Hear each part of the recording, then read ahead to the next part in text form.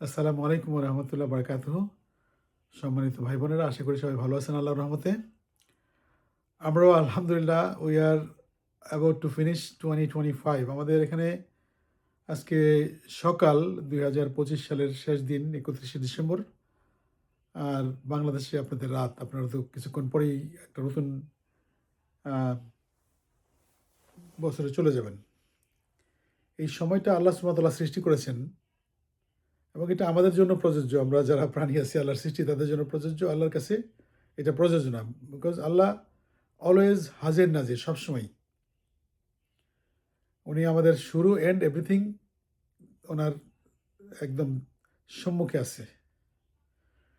তো যাই হোক, একটা বছর চলে যাচ্ছে। অনেকের বিজনেস আছে, তাদের হিসাব নিকাশ করতে হবে। অনেকের ধরেন নিজেদেরও লেনদেন আছে অনেকগুলি। যেমন আমাদের বছরের শেষে আমাদের ট্যাক্স দিতে হয়, বাড়ির ট্যাক্স দিতে হবে, আরও টুকটাক রিলেটেড অ্যাসোসিয়েশন ফি কী কী আছে, এগুলি আমাদের 31 ডিউ। বাট আমাদের ওরা 1 মাস সময় দেয়, 1 মাসের মধ্যে আমরা দিতে পারি। সো জানুয়ারি 31 তারিখের মধ্যে আমরা we can pay of our dues for real estate and other staff. তারপরে আর ট্যাক্স, আরেকটা ট্যাক্স হলো যেটা ফেডারেল ইনকাম ট্যাক্স, সেটা ফাইলের আমাদের সময় থাকে এপ্রিলের 15 তারিখ পর্যন্ত, আলহামদুলিল্লাহ। তো একটা হিসাব নিকাশ হয় আর কি, ফাইন্যান্সিয়াল হয়, হেলথের হিসাব নিকাশ করা দরকার। আমাদের স্বাস্থ্যটা কেমন গেলো, আমরা আরেকটু কেমন শরীরটা ভালো রাখতে পারতাম, ইত্যাদি আর কি। হ্যাঁ, তো হেলথের বিষয়ে বলি।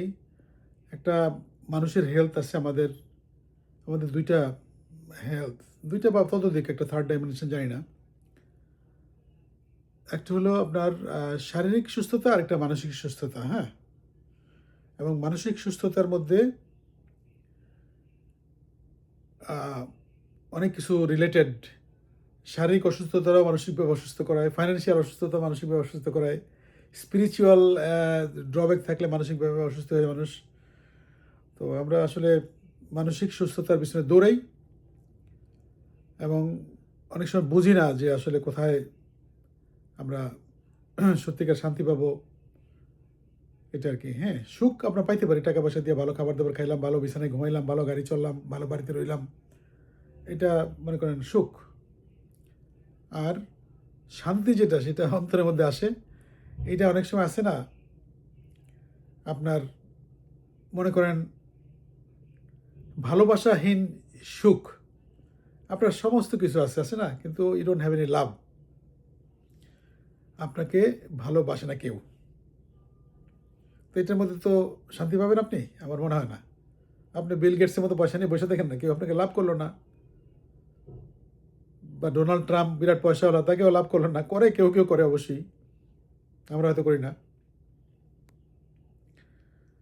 তো আলটিমেট যেটা হলো কি, ভালোবাসা, চূড়ান্ত ভালোবাসা মানুষের, আমরা মনে করি মায়ের ভালোবাসা অনেক মূল্যবান আমাদের, তাই না? মায়ের গর্ভে আমরা জন্মগ্রহণ করেছি, তারপরে বাবা, ভাই বোন, স্ত্রী, সন্তান। হ্যাঁ, তো সর্বোপরি আমাদের, আমরা যেটা আলটিমেট, আমরা কিন্তু সৃষ্টিকর্তার যদি পছন্দের মানুষ না হইতে পারি, তাইলে আমাদের কিন্তু সত্যিকার শান্তি আসবে না। আর পৃথিবীতে যদি মনে করেন একদমই হয়তো এমন যে ঠিক আছে, পৃথিবীতে একটা শান্তির জায়গা আছে, কি বলে না, মোনাকো, সব বিলিয়নিয়াররা থাকে, তাই না? ওখানে কোনো ঝামেলা নেই, ক্রাইম নাই, ইত্যাদি। বাট ওখানে বিলিয়নিয়ারদের অন্তরের মধ্যে ঢুকতে হয়তো আমরা জানতে পারতাম যে তারা কতটা শান্তিতে আছে। এটা কি দেখানো, লোক দেখানো শান্তি, না আসলেও শান্তি?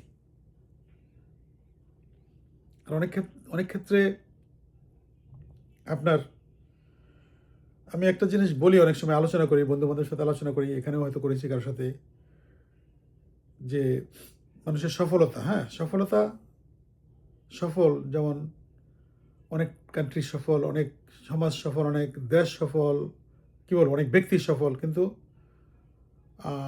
এটার দৃশ্যমান আমরা দেখতে পাই। যেমন বাংলাদেশে অনেক বড় লোক আছে না, কি গ্রুপ, সামিট গ্রুপ ইত্যাদি, তারা বিরাট সাকসেসফুল কোম্পানি, কিন্তু তাদের সমৃদ্ধি কতটুকু, সমৃদ্ধিটা ওরা ভিতর থেকে ওরাই বলতে পারবে। তারা কতটুকু কন্ট্রিবিউট করে তাদের নিজেদের জন্য, সমাজের জন্য, একটা সুবিধাবঞ্চিত শ্রেণীর জন্য করে কিনা, ওগুলির মধ্যে আসে মানুষের সমৃদ্ধি, তৃপ্তি, তাই না? এখন মনে করেন যে আমার সন্তান বিরাট বড় সায়েন্টিস্ট, বড় ডক্টরেট, বিরাট বড় ইঞ্জিনিয়ার, কোম্পানির সিইও, সবাই দেখতে পায়। কিন্তু আমার সন্তান সে আমাকে আইসা একটা হাঁক দেয় না, আমাকে বলে না বাবা তুমি কেমন আছো, পাশে বসে না, বা আমার খবর নেয় না। তো এটা হলো সফলতা দেখতেছে মানুষই, কিন্তু তার সমৃদ্ধি নাই, কারণ সে তো তার ফ্যামিলিকেই টেক কেয়ার করতেছে না। তো এরকম আর কি। তো এখানে আমি একটা কথা বলবো, আজকে বছরের শেষ দিন, আমি মনে করি যে আমার নিজের হিসাব নিকাশ করার প্রয়োজন আছে। এই গত বছরটা একটা বছর, ৩৬৫ দিন, কতগুলি ঘন্টা, কতগুলি মিনিট, কত সহস্র সেকেন্ড আমি তার কতটুকু ব্যবহার করতে পারলাম। তো এখন এটা নিয়ে অনেক আফসোস করার দরকার নেই, বাট একটু ক্যালকুলেশন করলে যে আমি আসলে আরও কী করতে পারতাম। তো এটা যদি আমরা একটা নিজের একটা হিসাব করি যে আরও কী করা যেতে পারতো এবং করা যেতে পারতো, ওটার জন্য আর আফসোস ব্যাকে গিয়ে আমি কিছু করতে পারবো না। বাট আমার মনে হয় we can make a better plan for next year. একটা প্ল্যান করতে হবে আর কি আমাদের, হ্যাঁ।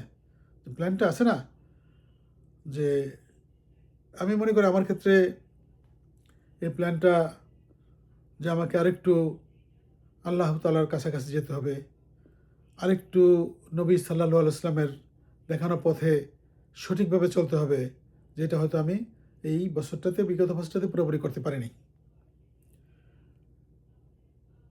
এবং একটা ইমানদার লোকের জীবনটা এরকম হবে, তার গতকালকের চাইতে আজকের দিনটা ভালো হবে এবং আজকের চাইতে আগামীকাল দিনটা আরেকটু ভালো হবে। হ্যাঁ, কারণ আমি দিন দিন তো যাচ্ছি কবরের দিকে যাব, আমার সময় কমে আসতেছে। ন্যাচারাল ডেথের কথা চিন্তা করি, অথবা আমার আয়ু যতটুকু আসছে, আমার কবর কালকে হতে পারে, পরশুদিন হতে পারে, আজকে হতে পারে। তো এটার জন্য আমার প্রস্তুতির তো প্রয়োজন আছে এবং আমার পিউরিফিকেশন দরকার আছে। আল্লাহ সুবহানাহু ওয়া তাআলা বলছেন, আল্লাহ সুবহানাহু ওয়া তাআলা বলছেন কোরআনে মজিদে, আল্লাহ বলছেন যে তোমরা, এটা একটা ওয়ার্নিং, বিরাট ওয়ার্নিং, তোমরা মুসলমান না হইয়া মৃত্যুবরণ করিও না। তো মুসলমান তো আমরা জন্মগ্রহণ করলাম একটা মুসলিম পরিবারে, তো ওইটাই তো মুসলমান হয়ে গেলাম না? এটা সঠিক ব্যাখ্যা না। জন্মগতভাবে প্রত্যেকটা শিশু পৃথিবীতে মুসলমান, সে নিষ্পাপ আল্লাহর বান্দা হিসেবে আসে। কিন্তু পরবর্তীকালে তার যখন জ্ঞান বুদ্ধি হয়, তখন সে কোনটা ফলো করলো, সে কি আল্লাহর রাস্তা ফলো করলো না শয়তানের রাস্তা ফলো করলো, ওইটাই বড় জিনিস। তো আমরা ডেফিনেটলি, আমি আল্লাহর সাহায্য নিয়ে বলতে চাই যে আমি মুসলমান হিসেবেই ইনশাআল্লাহ মৃত্যুবরণ করতে চাই, এবং এটার জন্য আমার চেষ্টা থাকবে আপ্রাণ। তো মুসলমান হিসেবে আমি মৃত্যুবরণ করব, সেক্ষেত্রে আমার দায়িত্ববোধ থাকবে নিশ্চয়ই, তাই না? আমি শুধু ৫ ওয়াক্ত নামাজ পড়লাম, কপালে দাগ ফেলাই দিলাম, তারপর রোজা রাখলাম, কিছু জাকাত দিলাম, যেটা ম্যান্ডেটরি আমার জন্য, হজ করলাম, হজে ওমরায় গেলাম, আসলাম। এর বাইরেও কিন্তু অনেক কাজ আছে। যেমন আল্লাহ বলছেন, এটা সম্ভবত সূরা বাকারাতেই বলেছেন, উনি বলেছেন ১০৪ নম্বর আয়াতে,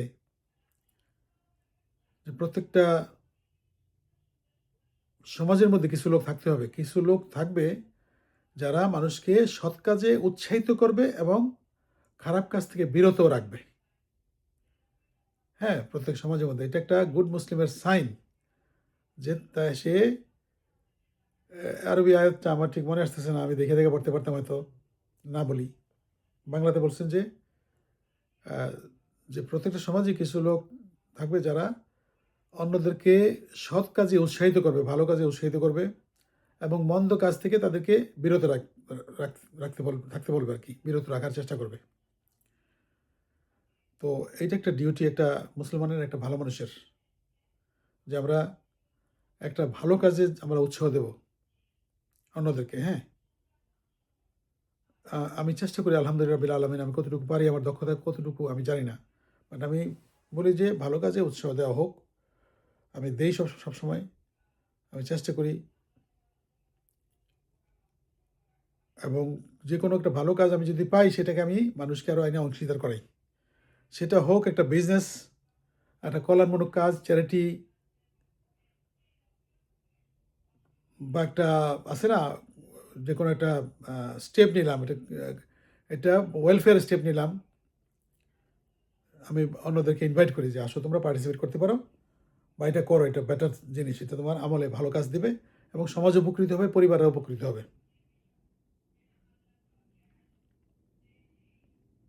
ছোট্ট একটা উদাহরণ দিই, যেমন আমাদের এই কমিউনিটিতে আমাদের এক ব্রাদার, ওনার ছোটো মেয়েটা একটা গাড়ি অ্যাক্সিডেন্টে মারা গেছে। She was only 18। আমি এ ব্যাপারে মানে একটা প্রিভিয়াস ভিডিওতে বলেছিলাম। তো ওই মেয়েটা রাত্রিবেলা কাজ থেকে ফিরতেছিল অ্যারাউন্ড 8:15 সামথিং, 8টার পরে, রাত্র 8টার পরে। ও গাড়ি চালাতে একটা বোধহয় একটা রং ডিসিশন নিয়েছিল, একটা লেফট টার্ন বা ইউ টার্ন নিতে গেছিল এবং একটা ট্রাক এসে তাকে মেরে মেরে দিয়েছে এবং spot dead. She was A brilliant girl, very beautiful. এবং আমাদের এই হিউস্টন এক বড় শহর, কিন্তু in size very big city, এবং আমেরিকার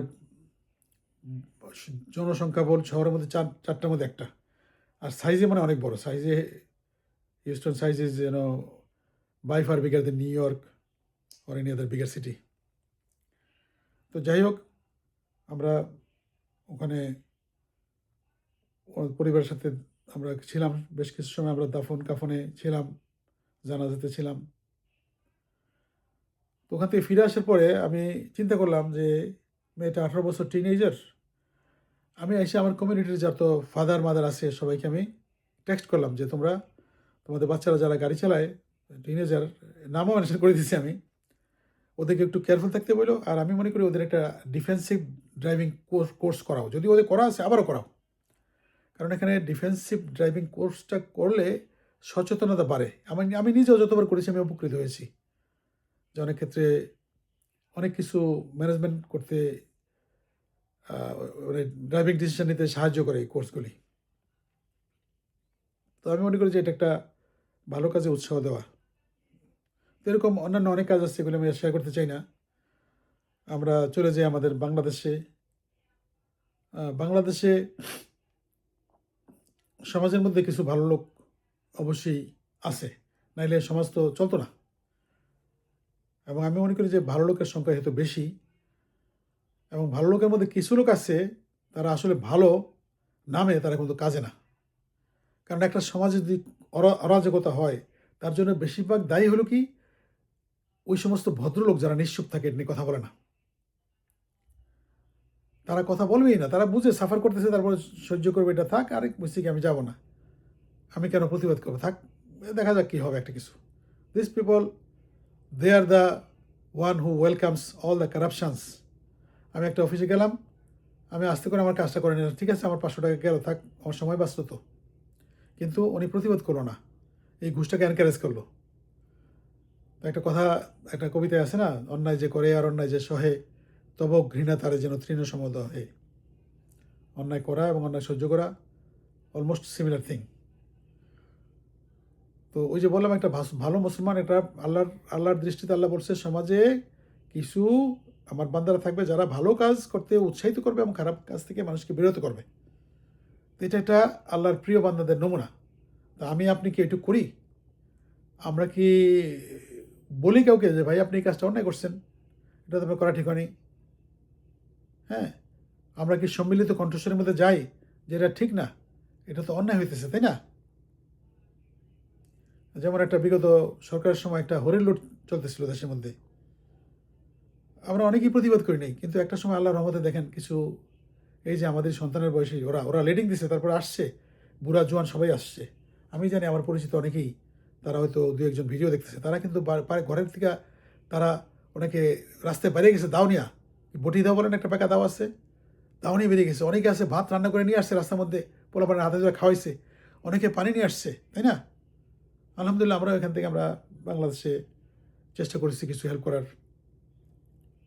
বিশেষ বিশেষ করে যেই ছেলেপেলেরা ছিল রাস্তার মধ্যে, তাদেরকে হেল্প করার চেষ্টা করেছি। যাই হোক, তারা অনেকে অনেক বড় বড় স্যাক্রিফাইস করছে, জীবন দিয়ে গেছে। আল্লাহ সুবহানাহু ওয়া তাআলা তাদেরকে আল্লাহর রাস্তায় কবুল করে নিক।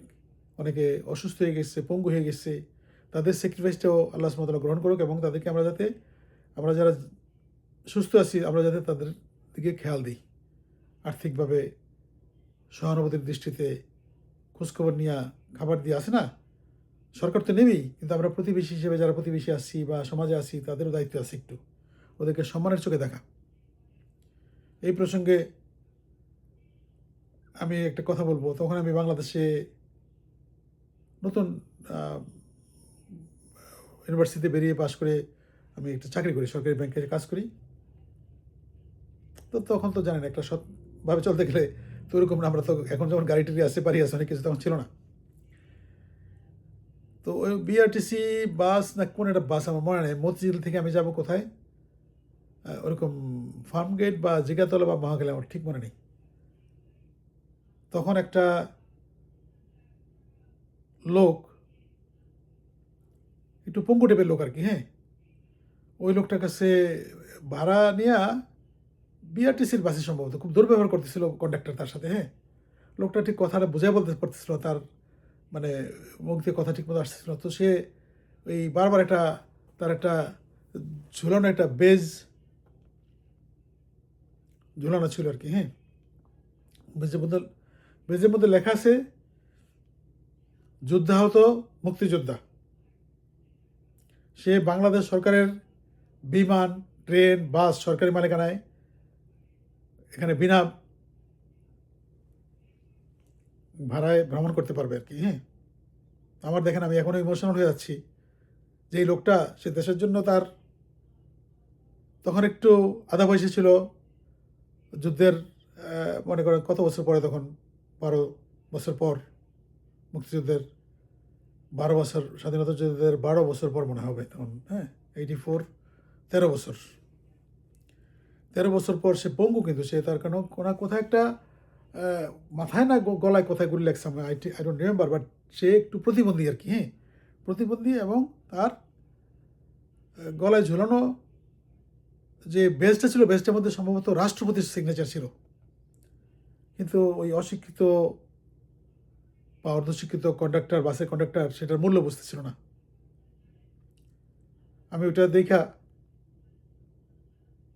আমার চোখে পানি চলে আসছিল তখন, এখনও চোখে পানি চলে আসতে চায়। ওই ভদ্রলোক হয়তো এতদিন বেঁচে আছে কিনা জানি না, মনে হয় নাই, আল্লাহ ওনাকে ব্যস্ত নসিব করুক। একটা দেশের জন্য যুদ্ধ করলাম আমি, যুদ্ধ করে আমি পঙ্গু বিকলাঙ্গ হয়ে গেলাম, আর আমাকে দেশের মানুষ এরা সম্মান করতেছে না, আমাকে অপদস্থ করতেছে, গালি দিচ্ছে আর কি। লোকটা একটু শর্ট ছিল এবং দেখতেও মনে হচ্ছিল যে ভেরি ভেরি লোয়ার ক্লাস। তো ওইটা ছিল প্রকৃত মুক্তিযোদ্ধাদের অবস্থা। আর যাদের দল ছিল, তাদের চ্যানেল ছিল, বা যারা ওরকম আছে না, তারা হয়তো অনেক ভালোভাবেই সুবিধা নিয়ে চলতে পারছে আর কি, হ্যাঁ। তো বেশিরভাগ মুক্তিযোদ্ধারাই সুবিধা পায় নাই। কিছু অনেক সুবিধা পাইছে যাদের ধরেন, আর মুক্তিযুদ্ধ শুধুমাত্র তো আছে না যে আওয়ামী লীগ আমরা দেশ স্বাধীন করছি, আওয়ামী লীগের কজন মুক্তিযোদ্ধা ছিল, আমরা তো ছিলাম, আমরা দেখছি।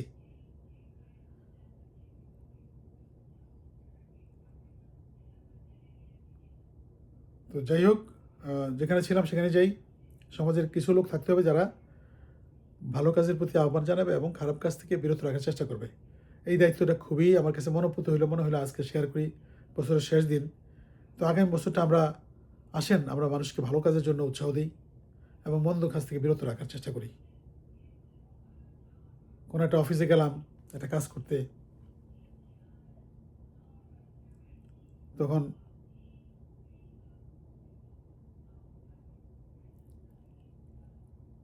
একজন ঘুষ চাইলো। আমরা তাকে তো বলতে পারি যে ভাই, আপনি যে ঘুষ নিতেছেন এটার জন্য, আপনি কাজটার জন্য আপনি তো বেতন পান এখানে কাজ করার জন্য, তাই না? আপনি যে নিতেছেন এটা তো হারাম, এবং এটার জন্য কিন্তু আপনাকে দায়বদ্ধ থাকতে হবে। আপনি এটা কইরেন না, দেখবেন আল্লাহ তাআলা আপনাকে অন্যভাবে সাহায্য করবে আরও ভালো থাকার জন্য। অসুবিধা আছে, বুঝাইতে অসুবিধা গেছে, সুন্দর করে বলতে যদি আপনি ভালো মতো বলতে পারেন, শুনতে হতে পারে, তাই না? এই জন্য একটা মানুষকে ইনভাইট করা সততার দিকে, এটা একটা ভালো কাজ। এবং একটা লোক ঘুষ দিতে যাবে, তাকে বরঞ্চ এনকারেজ করতে পারেন, তুমি ঘুষ দিও না, তুমি ঘুষ না দিয়ে কাজটা করার চেষ্টা করো, দরকার হলে তার উপরে অফিসারে যাও, তার উপরে অফিসে যাও, হ্যাঁ, ইনশাল্লাহ হয়ে যাবে। কারণ মনে আছে এই আমার ছোটো মেয়ের ন্যাশনাল আইডি কার্ড করার জন্য আমরা চেষ্টা করতেছিলাম বিগত সরকারের সময়। আমরা গেলাম, ফর্ম টর্ম ফিল আপ করে গেলাম অফিসে, উত্তর একটা অফিসে। ওখানে এই ভদ্রলোক থানা ইলেকশন অফিসার না কি যেন জানি না, আমি তারে খুব রিকোয়েস্ট করলাম বইলা যে, "বাইরে থেকে ভাই আমার মেয়ে তো জন্মগত এখানে, বার্থ সার্টিফিকেট ছবি আছে, এটা সাবমিট করা হয়েছে, আপনি একটু।" সে আমাকে হাইকোর্ট, সুপ্রিম কোর্ট দেখায় যা তা বলল। ইভেন আমি তারে বললাম যে, "ভাই দেখেন আপনাদের একটা নির্বাচন কমিশনে আমার এক ছোট ভাই আছে, তার নামও বললাম, সে কমিশনার, নির্বাচন কমিশনার। কিন্তু সে একদম উল্টা কোনো কয়েক ওয়ার্ড সার্টিফিকেট এটা নিয়ে আসেন, ওইটা নিয়ে আসেন, অমুক তমুক। কি একটা বিব্রতকর অবস্থা। তো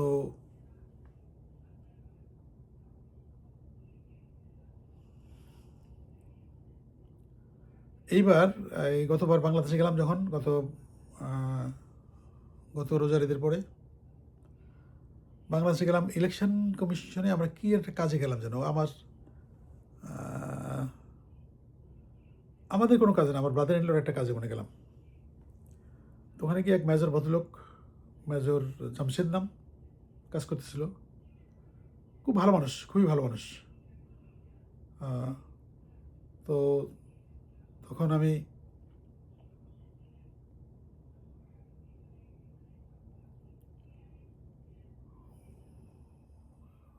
অন্য কাজগুলো উনি কী কী করে দিলেন। তারপরে আমি কথা প্রসঙ্গ বললাম, ভাই আমার তোমাদের এখানে আমার মেয়ের একটা অ্যাপ্লাই করলাম, আমার তো আর ইয়ে দিল না, ওরা না করে দিল থানা ইলেকশন অফিসার, এখন কি করতে পারি? তো বললে আপনি সাবমিট করছেন, কোনো নাম্বার আছে, রিসিট আছে? তো আমি একটা কাগজ ছিল, একটা ফটো ছিল ফোনের মধ্যে, আমি দেখালাম এটা। তো সে সাথে সাথে তার পিএস কারা কাকে দিল, পিএকে 5 মিনিটের মধ্যে প্রিন্টেড একটা কার্ড নিয়ে আসলো। মানে একটা জিনিস অবাক কাণ্ড যে দেখেন,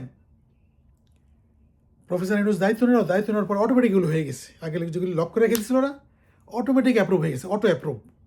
আমার একটা ভাগিনা, সে কাজ করে, সরকারের কাজ করে, সে তাকে তার ওয়াইফকে নিয়ে অনেক হার্ড টাইম দিচ্ছে এর আগের সরকার। কোথায় কোথায় যেন, কক্সবাজার না খাগড়াছড়ি কোথায় উপজেলাকে, দুর্গম উপজেলাতে পোস্টিং দিয়ে রাখছে ওকে, ওর ওয়াইফকে। ওরা খুব মেরিটোরিয়াস ছিল, কিন্তু ও নাকি কোনো দিন কোন আমলে কী করতো, ছাত্র দল করতো না কি করতো, এরকম একটা ও কখনোই করে নাই, ও বলছে আমাকে। ইভেন আমরা এটাতে চেষ্টা করছি অনেক উপরে, একদম লেভেলে, ক্যাবিনেট সেক্রেটারি লেভেলে, ডিভিশনাল কমিশন দিয়ে কোনো তদবির করে লাভ হয়নি। ওরা আবার উল্টা ঝালকাঠি না কোথায় পাঠিয়ে দিয়েছে। তো ডক্টর ইউনূস যখন সরকারে আসলো, তো ওই আমার ভাইগনা যে, সে আমাকে ফোন দিল, মামা আপনি কি কোনো আবার ট্রান্সফার করছেন নাকি? আমি কই, না তো, কেন কী হয়েছে? আমাকে তো ঢাকায় নিয়ে আসছে, আমাকে ওয়াইফে দুজনকে ঢাকায় নিয়ে আসছে। তো এগুলি অটো হয়ে গেছে, যেগুলি ধরেন ওই সময় আওয়ামী লীগরা ইচ্ছা করে বদমাশি করে আটকে রাখছিল, ওগুলি সব অটো হয়ে গেছে। অটো মানে জাস্ট অটো। তো তখন তারে দিয়ে রাখছিল একটা, যত হার্ড টাইম দেওয়া যায়। একজনকে হাজব্যান্ডকে দিব কক্সবাজার, মানে পারলে আরও দিয়ে টেকনাফ, আর ওয়াইফকে দিছে ওই তেঁতুলিয়া, এরকম আর কি। হ্যাঁ, মানে দুঃশাসন থাকলে যেরকম হয় আর কি, মানুষকে ইচ্ছা করা, একজনকে ক্ষতি করা, কষ্ট দেওয়া, একটা পরিবারকে ক্ষতি করা, এটার জন্য আমরা পরকালে কতটুকু ক্ষতিগ্রস্ত হবো, এটা কোনো হিসাব নেই কিন্তু। অনেক ব্যয় হিসাবে ক্ষতিগ্রস্ত হয়ে যাবো আমরা। হ্যাঁ, তো এই প্রসঙ্গে একটা হাদিস বলি আমি। যেমন একদিন আবু বকর, আল্লাহ ওনার প্রতি সন্তুষ্ট হন, রাদিয়াল্লাহু তাআলা আনহু, উনি ওনার মেয়ের কাছে আসছেন আর কি। ওনার মেয়ে তো আমাদের রসুল সাল্লাল্লাহু আলাইহি ওয়াসাল্লামের কনিষ্ঠা স্ত্রী বিবি আয়েশা, অনেক সম্মানিতা মহিলা, এবং আমাদের অনেক হাদিস ওনার কাছ থেকে আমরা পেয়েছি। তো উনি আবু বকর রাদিয়াল্লাহু তাআলা আনহু, উনি আসছেন ওনার মেয়ের কাছে। তো মেয়ে তো খুব খুশি, বলল, আব্বা কেমন আছেন, আসসালামু আলাইকুম, আসেন আসেন আপনাকে একটা সুন্দর একটা হাদিস শোনাবো, অনেক সুন্দর একটা হাদিস। তখন আবু বকর বলল, হ্যাঁ হ্যাঁ বলো তো মা, শুনি।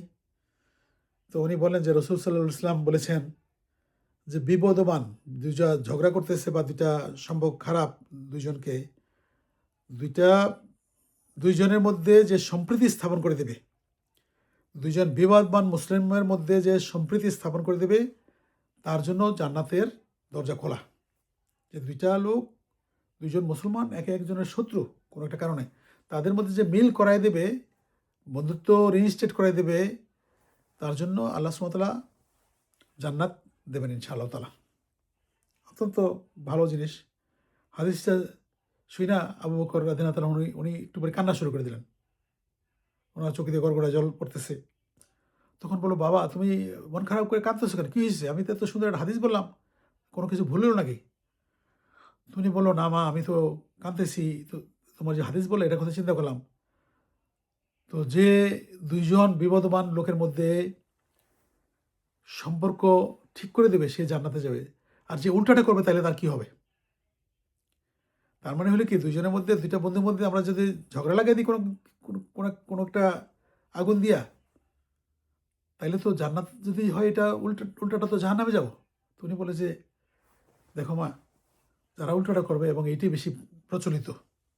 মানুষের মধ্যে ঝগড়া বিবাদ আমরা বেশি লাগাই দিই এবং একজনের বিরুদ্ধে একজন গীবত করি, এটা সেটা করি, এর কথা ওরা লাগাই দিয়া সম্পর্ক দূরে সরাই দিই। এটা দেখছি আমি অনেক জায়গায় দেখছি আরকি। এই জিনিসটা করলে একদম জাহান্নাম অবধারিত হয়ে যাবে। কাজেই আমরা সতর্ক হই। আমরা একতাবদ্ধ থাকার চিন্তা করি। সেটা যেভাবেই হোক। পলিটিক্যালি যেমন বাংলাদেশে একটা সাংঘাতিক ধরনের একটা ঘূর্ণিঝড় চলতেছে। কিন্তু আমার মনে হয় রাজনৈতিক দলগুলো যদি তারা মিলিত বসে একটা টেবিলে বইসা যদি সমঝোতা করতে পারে, এইটা হবে আল্লাহর বিধান। আর যদি মারামারি কাটাকাটি করে এগুলি নিয়া, এটা হবে খুবই খারাপ জিনিস। একতার কোনো বিকল্প নাই। আমাদের বিশেষ করে মুসলমানদের বাংলাদেশের 92% পিপল মুসলিম। আমাদের একসাথে থাকা দরকার। একটা উম্মাহ একসাথে থাকতে হবে। আমাদের ২ টা দল থাকতে পারে কিন্তু আমরা কি এটা মারামারি করার কোনো আ অ্যালাউড না। আমরা আলোচনা করতে পারি। কিন্তু মারমুখী হয়ে যাওয়া আমরা তো দেখেছি, আমরা তো পাকিস্তান আমলে অনেক ইলেকশন দেখেছি, আমাদের বয়স হয়েছে। পাকিস্তানরা এত খারাপ ছিল, আমরাও এত খারাপ ছিলাম যে আমাদের কোনো মারামারি হইতো না তখন। আর এমন কালচার করলো এখন আইসা যে দেশকে ভাগ করতে হবে ক্ষমতায় থাকার জন্য। আমরা হব চেতনার দল, আরেকটা হবে অচেতন দল। This is so bad.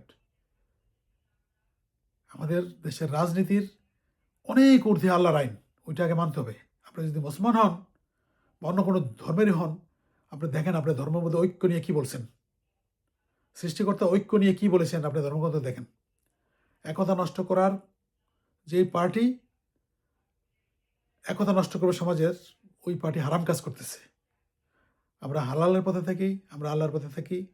আপনাদের সবার জন্য আমার অনেক, অনেক শুভকামনা। আগামী বছর আপনাদের জন্য অনেক ভালো হোক, অনেক সুন্দর হোক এবং এই বছর যাতে অনেক ভালো হয়। স্পেশালি আপনাদের মেন্টাল হেলথ যাতে ভালো হয়, আপনার স্পিরিচুয়াল হেলথ যাতে অনেক ভালো হয় আমি দোয়া করি। আমার জন্য দোয়া করবেন। আমার কথায় কাউকে আঘাত দিয়ে থাকলে সেটা এই আর্টিকেলের প্রয়োজনে বলা হয়েছে। আমি কাউকে ব্যক্তিগতভাবে কোনো আঘাত দেইনি। হ্যাঁ, আমার শ্রদ্ধাবোধ আছে প্রত্যেকেরই। যারা আওয়ামী লীগ করে তাদেরও আমি রেসপেক্ট করি। তারাও মানুষ, আল্লাহর সৃষ্টি। কিন্তু হয়তো তাদের ওই আইডিওলজিটুকু আমি অ্যাপ্রিশিয়েট করি না। যে অন্যকে ঘৃণা করা, রাজাকার বলা, মুসলমানদের না দেখতে পারা, হ্যাঁ? ইসলামকে অবজ্ঞা করে কথা বলা। আমি এটা অপছন্দ করি, একদম ঘৃণা করি অনেক ক্ষেত্রে। বিশেষ করে আমার আল্লাহ এবং আল্লাহর রাসূল নিয়ে যদি কোনো কিছু হয়, সে আমার বাপ হইলে আমি তাকে ছাড়ব না। ওই হাদীর কথায় আছে না? হাদী বলছে না?